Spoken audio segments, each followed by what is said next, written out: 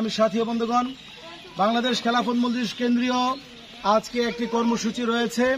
সেই কর্মসূচি হচ্ছে 5ই আগস্ট, যে পরবর্তী যে আমরা স্বাধীন একটি দেশ পেলাম, একটি সুন্দর বাংলাদেশ পেলাম, নতুন বাংলাদেশ পেলাম, যাদের রক্তের বিনিময়ে জুলাই আগস্টে সেই ছাত্র জনতার অভ্যুত্থানে যাদের রক্তের বিনিময়ে আজকে একটা সুন্দর ফেসিবাদ মুক্ত একটি দেশ পেয়েছি, সেই শহীদদের মাগফিরাত কামনায় সারা দেশে আজকে দোয়া মাহফিল পালিত হচ্ছে।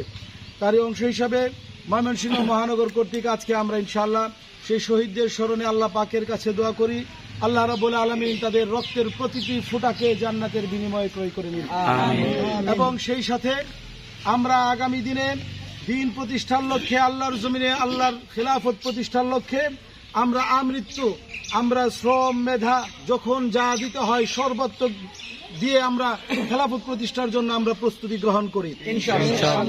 ইনশাআল্লাহ আগামী দিনে আমাদের আমিরে মজলিস আল্লামা মামুনুল হক যে কোনো কর্মসূচি দিবেন, সমস্ত কর্মসূচি বাস্তবায়নে ইনশাআল্লাহ আমরা সর্বাত্মক চেষ্টা করব এবং মৃত্যু পর্যন্ত এই শহীদি কাফেলায় থাকব।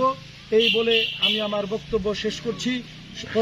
সর্বশেষ সকলকে আবার আন্তরিক মোবারকবাদ, যে যেখান থেকে এসেছেন প্রত্যেকের দীর্ঘায়ু এবং সুস্বাস্থ্য কামনা করছি, আপনাদের কৃতজ্ঞতা প্রকাশ করছি। আমরা সকলেই ইস্তিগফার দুরূদ শরীফ পড়ি। আস্তাগফিরুল্লাহ।